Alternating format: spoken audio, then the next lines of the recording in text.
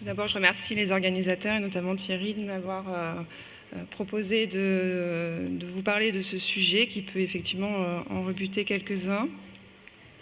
Donc le syndrome bulbaire est défini stricto sensu par une atteinte des structures qui vont composer le bulbe et sera principalement d'origine centrale, mais par extension on va définir ce syndrome bulbaire quand une atteinte des noyaux moteurs de ce bulbe sont concernés.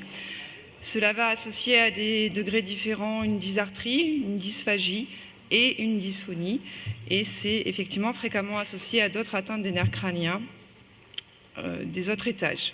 Donc ces pathologies des nerfs moteurs bulbaires sont principalement représentées par les pathologies du motoneurone, mais par extension et un petit peu à but de langage, on va parler également de la myasthénie, avec ces myasthénies à expression bulbaire, également de quelques myopathies qui ont une expression déficitaire dans les muscles oculopharyngés. Et je ne m'attarderai pas sur le syndrome pseudobulbaire qui est d'origine centrale et qui est facile à distinguer cliniquement avec une atteinte pyramidale manifeste qui ne nécessitera pas d'exploration électromyographique. Donc le set minimal électromyographique des troubles bulbaires, j'allais dire c'est un petit peu un EMG standard auquel on va rajouter quelques explorations. La stimulation nerveuse répétitive qui doit faire partie à mon avis systématique de l'exploration de ces patients. L'électromyogramme de détection qui aura tout son intérêt avec des muscles clés dont on a déjà parlé ce matin, ce qui va un petit peu m'arranger pour gagner du temps. Et on va ajouter à cet électromyogramme de détection, nous, assez facilement, l'électromyogramme de détection et notamment la recherche de fasciculation. L'étude du tronc cérébral va aussi pouvoir bénéficier de l'exploration par le blink réflexe, on va en reparler. Et enfin, on y adjoindra systématiquement une étude des vitesses de conduction nerveuse sensitives ou motrices. Alors j'ai illustré mon propos volontairement par des cas cliniques pour être un petit peu plus didactique. C'est une première patiente qui a 78 ans, qui a un antécédent d'hypertension et qui voit apparaître sur quelques semaines une dysphagie avec un reflux des liquides par le nez, une dysphonie qui s'aggrave. Il n'y a pas de signe oculomoteurs. Les symptômes fluctuent clairement à la fatigue et elle présente également une altération de l'état général avec une perte de 4 kilos en quelques mois. Elle a eu un scanner thoraco-abdo-pelvien qui est normal et elle est adressée donc pour un électromyogramme. Donc je ne vais pas détailler tout son électromyogramme pour vous dire que les études des vitesses de conduction classiques, sensitives et motrices étaient normales et l'électromyogramme de détection était normal. Donc là, la stimulation nerveuse répétitive va apporter un intérêt manifeste et montrer un décrément significatif dans les territoires concernés, donc avec un recueil sur le gloss à moins 17% à droite, moins 15% à gauche, qu'on peut confirmer également par d'autres muscles de la face avec un décrément sur le nasalis à moins 24%. Donc les anticorps antirécepteurs de l'acétylcholine chez cette patiente étaient positifs et permettaient de poser facilement le diagnostic de myasthénie auto-immune. Pour ces patients avec une expression bulbaire, il convient effectivement de rechercher ces décréments dans les territoires touchés. Donc si vous allez examiner un premier interosso-dorsal ou un abducteur du 5 en stimulation nerveuse répétitive, vous avez de grandes chances qu'il n'y ait pas de décrément, et c'était le cas pour cette patiente d'ailleurs. Donc il faut vraiment s'attacher à pouvoir faire ces stimulations nerveuses répétitives dans les territoires concernés. Et donc là, c'est une technique qui peut être très utile. Donc on va co-stimuler le 5 et le 12 à l'angle de la mandibule. Donc on n'est pas très sélectif à cet endroit-là, mais on s'en fiche un petit peu pour la stimulation nerveuse répétitive. Et on va poser notre électrode active au tiers de la distance ossioïde bord inférieur de la mandibule avec une référence sur le menton. On va enregistrer plusieurs muscles dans ces territoires.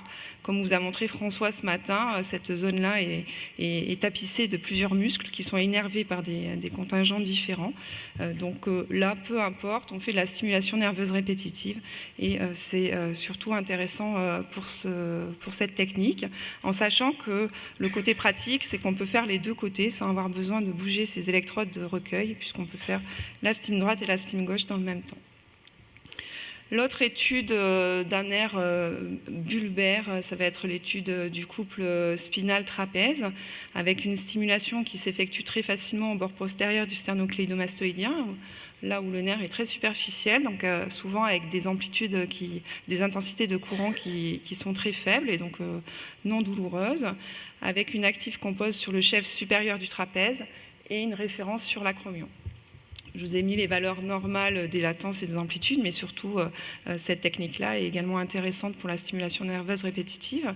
Alors, avec une précaution particulière qui vaut pour toute étude de la jonction neuromusculaire, c'est bien stabiliser le bras et l'épaule du patient pour qu'il n'y ait pas de mouvement, pas de modification du volume conducteur au cours de la stim nerveuse répétitive, ce qui va engendrer des artefacts et peut-être créer un faux décrément. Donc, dans ces atteintes type jonction neuromusculaire avec un patient qui a des troubles bulbaires et éventuellement associés à des troubles oculomoteurs, il faut se méfier d'une pathologie musculaire qui est rare, mais qui est important de distinguer des myasthénies. C'est la dystrophie musculaire oculopharyngée. C'est des patients qui vont se présenter avec un ptosis bilatéral qui généralement n'est pas fluctuant et qui peuvent également présenter une ophtalmoplégie. C'est des patients qui vont parfois avoir une dysphagie sévère, qui peuvent être opérés par une myotomie cricopharyngée, c'est une pathologie autosomique dominante. On fait facilement le diagnostic avec la biologie moléculaire et leur stimulation nerveuse répétitive est normale dans ce cas-là. Attention également aux scléroses latérales amyotrophiques ou SLA bulbaires, puisqu'un décrément peut être observé dans les scléroses latérales amyotrophiques, on le sait, souvent inférieur à 10%, mais parfois plus important du fait de la dégénérescence aiguë et souvent de mauvais pronostics quand il est plus important. Donc, deuxième patient, une jeune femme de 24 ans qui a un diabète qui évolue depuis l'enfance, avec une adolescence un peu compliquée, un diabète qui est déséquilibré depuis de nombreuses années. Elle consulte pour l'apparition progressive d'une dysarthrie importante avec une voix nasonnée. Elle a également des troubles de l'équilibre, donc un tableau un petit peu plus atypique. À l'examen clinique, elle a une ataxie proprioceptive qui explique ces troubles de l'équilibre, une hypoesthésie longueur dépendante. Les réflexes achilléens sont abolis, il n'y a pas de syndrome pyramidal et à l'examen de la face, elle a une abolition du nauséeux, une anesthésie de son voile du palais. Les anticorps antirécepteurs de l'acétylcholine et antimuscle sont négatifs et elle a des complications déjà sévères de son diabète avec une rétinopathie, une néphropathie diabétique. L'étude des vitesses de conduction nerveuse met en évidence une neuropathie axonale, principalement sensitive, avec des vitesses de conduction qui sont peut-être discrètement diminuées, comme on peut le voir chez ces patients diabétiques, longueur dépendante. La stimulation nerveuse répétitive est normale, notamment dans les territoires concernés par les symptômes. Et elle a également un tracé de détection normale dans le gloss et l'orbiculaire des lèvres. Donc pas d'énervation, pas d'argument pour une myasthénie, une petite neuropathie axonale sensitive, mais qui explique difficilement les troubles bulbaires. On peut réaliser dans ces cas-là un blink réflexe pour essayer de localiser le niveau lésionnel. Et cette patiente avait un ralentissement de sa réponse R2. Je vais revenir un petit peu sur ces différentes réponses, avec un ralentissement qui était plus marqué du côté gauche. Donc une altération de sa réponse R2 qui signifiait un niveau lésionnel bulbaire. Et l'imagerie cérébrale a confirmé la présence de nombreux hypersignaux, mais notamment au niveau bulbaire antérieur, avec une atrophie très importante de son bulbe. Ça, c'était une IRM secondaire, donc elle avait aussi un hypersignal qui était apparu au niveau du pont, des hypersignaux des pédoncules cérébelleux et aussi des hypersignaux de ces noyaux gris. Alors, on n'a pas de diagnostic pour cette patiente, elle a un petit peu été explorée de tous les côtés.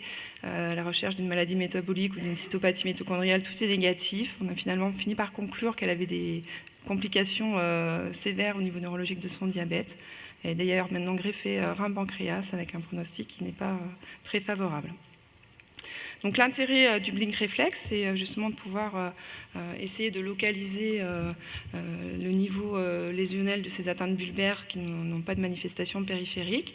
Donc c'est un réflexe qu'on va éliciter électriquement, qui correspond cliniquement au réflexe cornéen, et dont la voie afférente se fait par le nerf trijumeau, le 5, qui va être excité donc, par une stimulation du nerf supraorbitaire, et par le biais d'un interneurone va stimuler le noyau du 7 avec une première composante R1 ipsilatérale à la stimulation et une deuxième composante qui va être élicitée par une volée descendante de potentiel au niveau bulbaire avec une projection bilatérale sur les deux noyaux du 7, ce qui va faire qu'on va avoir une réponse R2 ipsilatérale à la stimulation, mais également contralatérale à la stimulation.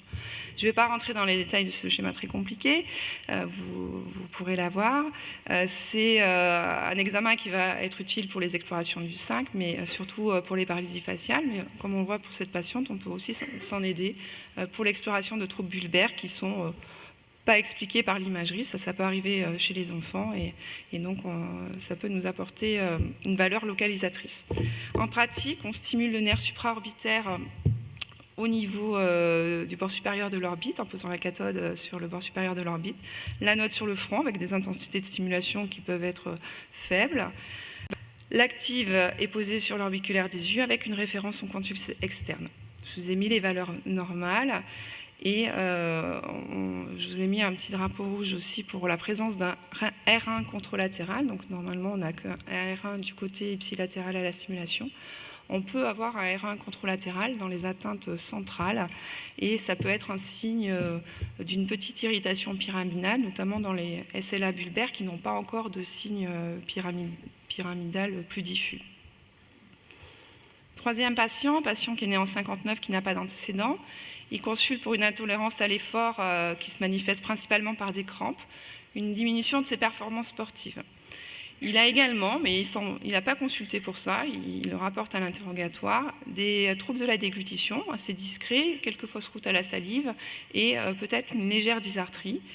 À l'examen clinique, en revanche, c'est déjà assez riche avec des fasciculations linguales, quelques fasciculations sur les jumeaux peu spécifiques. La langue est discrètement atrophiée et les réflexes sont abolis aux membres inférieurs. On a un tremblement des membres supérieurs qui est également présent depuis quelques années. Je vous cache volontairement une donnée d'examen clinique pour la fin. L'électromyogramme ne retrouve pas d'anomalie en stimulation nerveuse répétitive.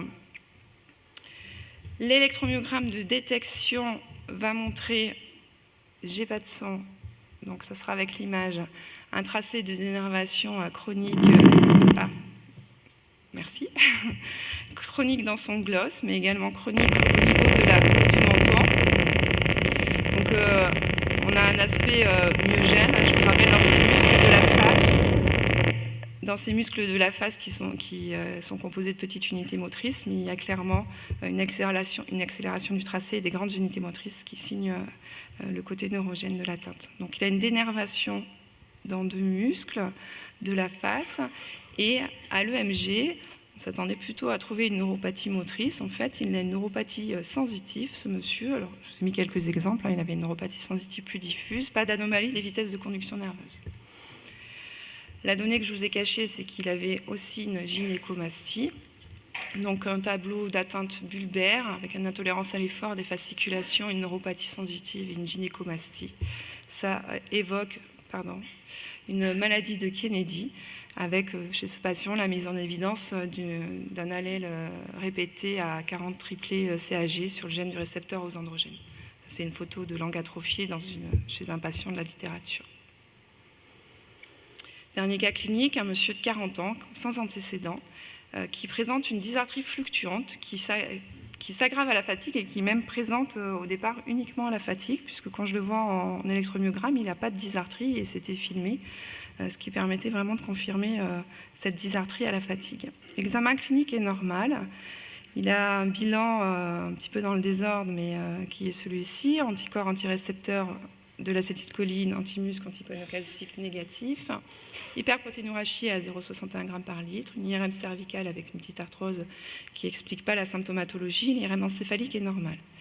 À l'électromyogramme, ses vitesses de conduction et ses amplitudes motrices et sensitives sont normales et la stimulation répétitive est normale. Donc ce n'est pas la stimulation répétitive qui va nous apporter la solution, mais l'EMG de détection, encore une fois, dans le gloss, un gloss qui est neurogène, alors avec un tracé qui est plus riche que le précédent patient atteint de la maladie de Kennedy, mais clairement des grandes unités motrices accélérées. Et ce qui facilitait également cette interprétation, c'est la présence de décharges répétitives simples au niveau de la houppe du menton, avec là également un tracé neurogène.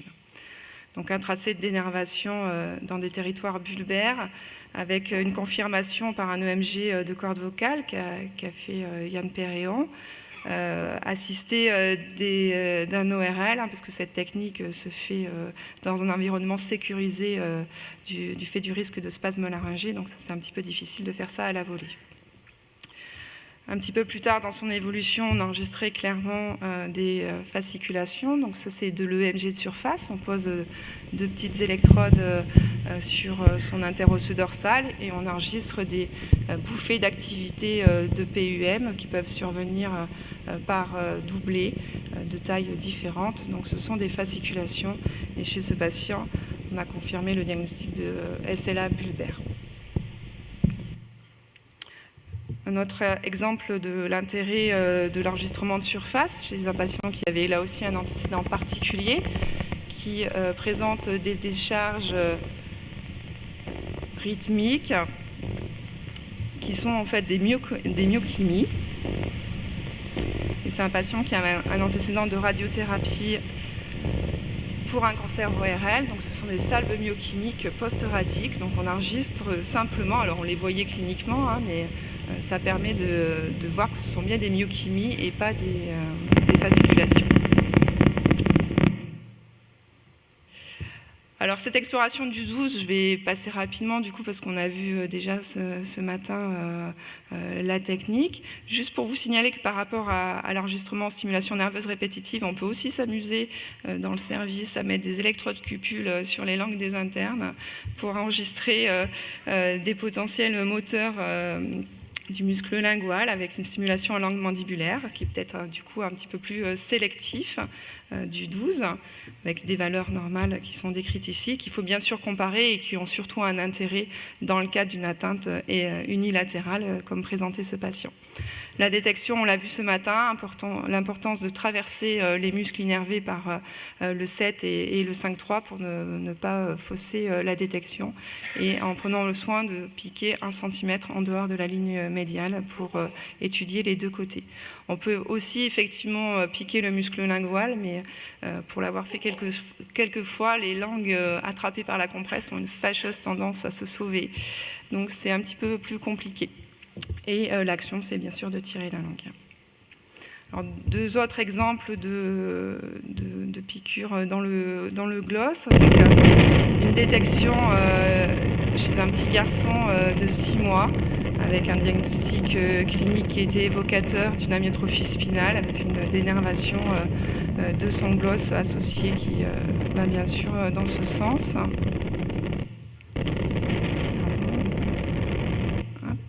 Et un patient avec un tableau de Guillain-Barré et une encéphalite qui présentait une dénervation aiguë, donc des fibrillations dans son gloss, une atteinte bulbaire associée à ce syndrome de Guillain-Barré. Ça va au niveau du temps ? Ok. Alors je vous mets juste cette diapo pour que vous ayez la référence, pour juste vous dire qu'il y a d'autres maladies qui donnent des atteintes bulbaires et d'autres maladies génétiques. Cette revue de Manolé en 2014 est très bien faite, je vous invite à la lire. Et puis pour finir, ce petit arbre décisionnel, donc devant une atteinte bulbaire, il y aura bien sûr effectivement votre sens clinique qui va permettre d'orienter l'électromyographie. Et la présence d'un ptosis ophtalmoplégie va plutôt orienter vers des pathologies musculaires ou jonctions. Donc l'électromyogramme là permettra de faire la distinction entre ces deux types de pathologies, avec la myasthénie bien sûr, et les myopathies oculopharyngées, mais également les cytopathies mitochondriales qui peuvent donner ce type de tableau. L'association à un tremblement, neuropathie sensitive, myochymie, c'est très évocateur d'une maladie de Kennedy associée à une dénervation motrice. Et puis enfin, quand ces troubles sont isolés cliniquement, l'électromyogramme a vraiment toute sa place, permettant de déterminer s'il s'agit plutôt d'un trouble de la jonction, si c'est plutôt myogène ou s'il y a plutôt une dénervation. Et là aussi, les compléments d'analyse vont pouvoir vous aider pour faire la distinction entre ces différentes pathologies. Je vous remercie pour votre attention.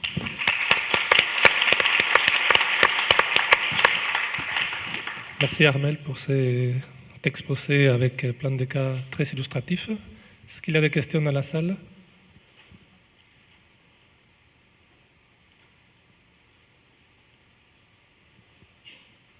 Françoise? Armelle, as-tu l'expérience du réflexe masséterin dans Alors oui, un petit peu. Un petit peu, mais en pratique, on s'en sert uniquement quand on a un patient qui vient pour une exploration d'atteinte du 5. Et en pratique, on n'en a pas beaucoup, en fait, parce que le MG est assez peu contributif dans ce cas.